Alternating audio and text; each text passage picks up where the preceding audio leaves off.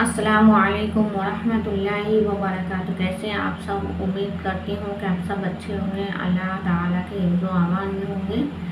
आप सब भाई बहन का बहुत बहुत शुक्रिया हमारे चैनल पे आने के लिए। आप सब उर्दू पढ़ना चाहते हैं, इंशाअल्लाह कोशिश कीजिए, बहुत जल्द सीख जाएंगे। और अगर आप उर्दू पढ़ने में बिल्कुल बिगनर्स हैं तो कोशिश करें, इंशाअल्लाह ज़रूर सीख जाएंगे। अगर आप सब ने इससे पहले वाले सबक नहीं पढ़े हैं तो ज़रूर पढ़ें। इंशाअल्लाह उम्मीद करती हूँ कि आप सबको फ़ायदा होगा। तो हम पढ़ना शुरू करते हैं। तो आज हम पढ़ेंगे ये सबक जो हमारा लेसन है हज़रत इब्राहीम अलैहिस्सलाम, इनके बारे में हम पढ़ेंगे। तो हम पढ़ना शुरू करते हैं। बिस्मिल्लाहिर्रहमानिर्रहीम। हज़रत इब्राहीम अलैहिस्सलाम कई हज़ार बरस पहले की बात है कि मुल्क इराक़ में बाबिल नाम का एक शहर था। कौन सा मुल्क था वो? इराक़, और शहर का नाम था बाबिल। वहीं हज़रत इब्राहीम अलैहिस्सलातु वस्सलाम पैदा हुए थे। बाबिल के लोग बुतों की पूजा करते थे, मतलब वो बुत को उनको पूजते थे। ये लोग अगरचे दुनिया की बातों में तो बहुत चुस्त और चालाक थे, मतलब बहुत चुस्त और चालाक लोग थे, लेकिन दिल के अंधे थे। पत्थरों को तराश कर अपने हाथों से मूर्ति बनाते और फिर उसी मूर्ति को अपना खुदा मानते थे, मतलब वो अपने हाथों से ही तराश के बुत बनाते थे, मूर्ति बनाते थे और फिर उनको ही अपना खुदा मानते थे। अल्लाह ताला ने भटके हुए इंसानों की हिदायत के लिए हज़रत इब्राहीम अलैहिस्सलाम को पैगंबर बनाया और आप पर अपना कलाम नाजिल किया। तो उस वक्त हज़रत इब्राहीम अलैहिस्सलाम पैगंबर बने और उन पर अपना कलाम अल्लाह ताला ने नाजिल किया। हज़रत ने बाबिल के काफिरों को समझाया कि खुदा वो है जिसने हम सबको पैदा किया, ज़मीन बनाई, आसमान बनाया, सारे जहां का वही खुदा है, वो अकेला है। तो हज़रत इब्राहीम अलैहिस्सलाम ने समझाया कि खुदा वो है जिसने हम सबको पैदा किया, ज़मीन बनाई, आसमान बनाया, मतलब वो उनको समझा रहे थे कि अल्लाह ताला वो अकेला है, उसकी खुदाई में किसी का साझा नहीं, मतलब उसको जब हम खुदा मानेंगे तो उसके अलावा किसी को हम खुदा साझा नहीं कर सकते। उसी का नाम अल्लाह है। तुम लोग सिर्फ अल्लाह की इबादत करो, मतलब हज़रत इब्राहीम अलैहिस्सलाम ने समझाया कि तुम सब सिर्फ अल्लाह ताला की इबादत करो, बुतों को पूजना छोड़ दो।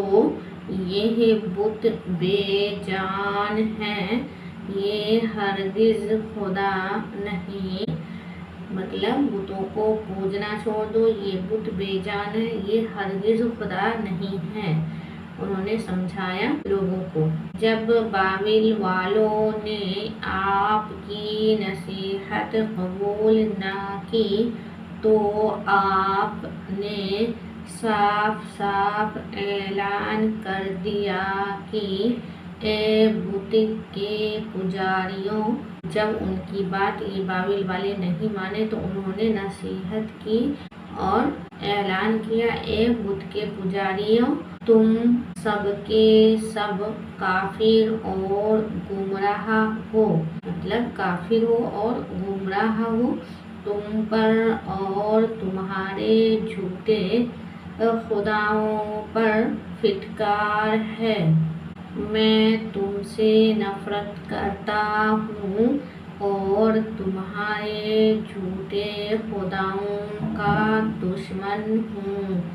جو بابل والے تھے ان لوگوں کو کہا کہ میں تم سے نفرت کرتا ہوں اور تمہارے جھوٹے خدا کا دشمن ہوں۔ ایک دن بابل کے لوگ اپنے سالانہ میلے میں گئے، آپ نے ہاتھ میں تیشہ لیا اور بت خانے پہنچے، انہوں نے ایک ہتھیار جس کو بولتے ہیں وہ تیشہ لیا اور بت خانے کی طرف پہنچ گئے، جو سالانہ میلہ ہوتا ہے بت والا، جو وہ لوگ میلے میں گئے تھے۔ وہاں بتوں کے آگے طرح طرح کے عمدہ کھانے دیکھ کر فرمایا کہ مطلب جب وہ گئے وہاں تو بتوں کے آگے انہوں نے عمدہ کھانا دیکھا تو فرمایا، اے بتوں، تم لوگ ان پرسادوں کو کیوں نہیں کھاتے؟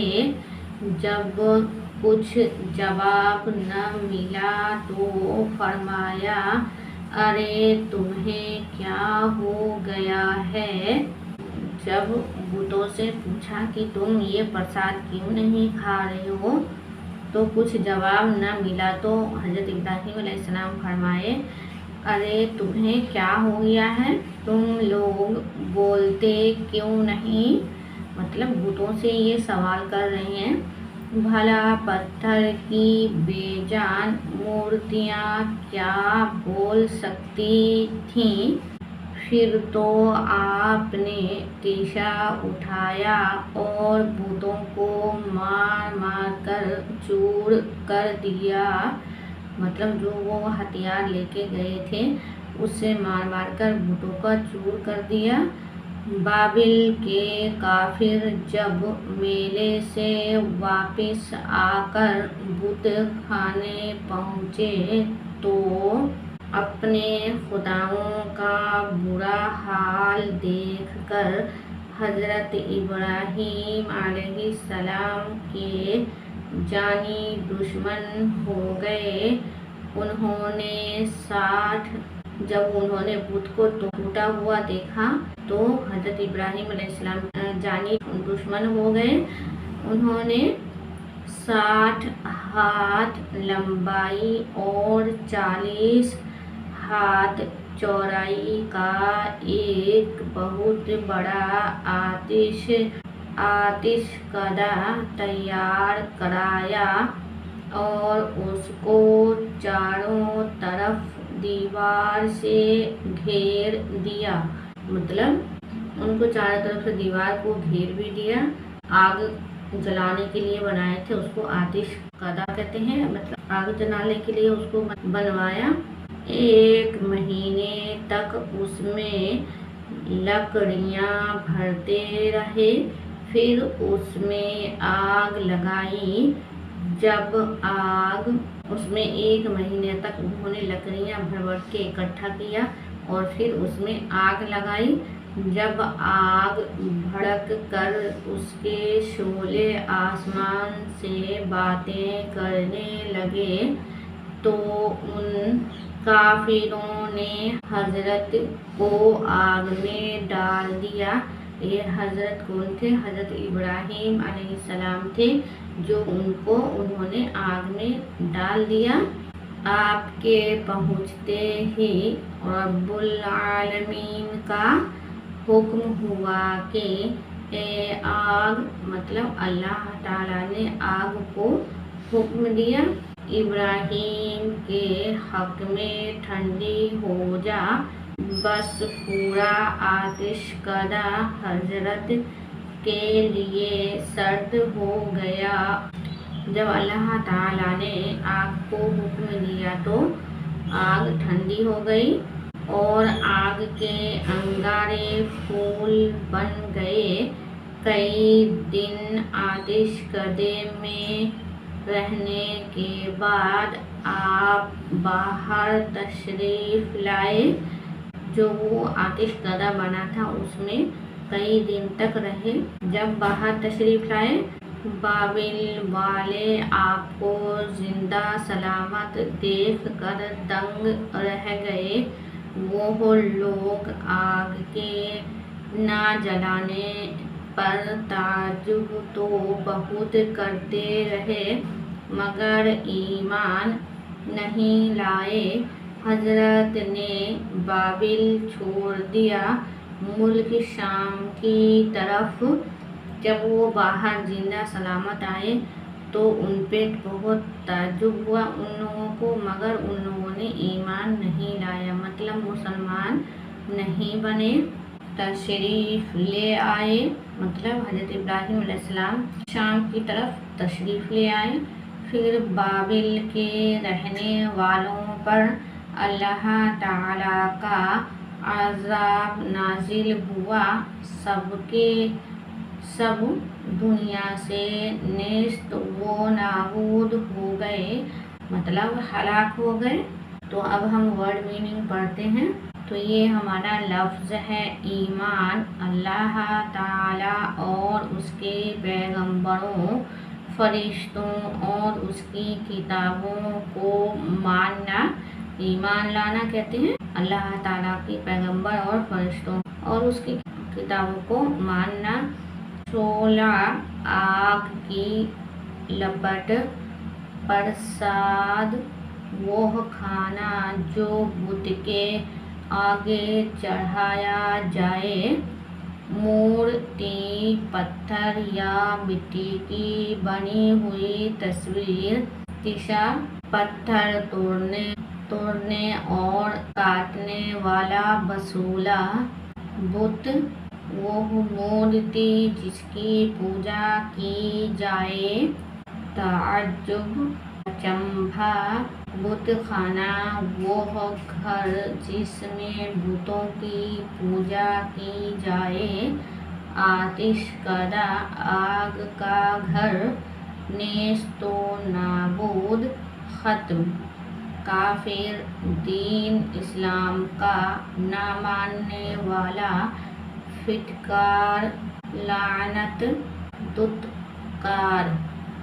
تو ہمارا یہ سوال نمبر 1 ہے، حضرت ابراہیم علیہ السلام کہاں پیدا ہوئے؟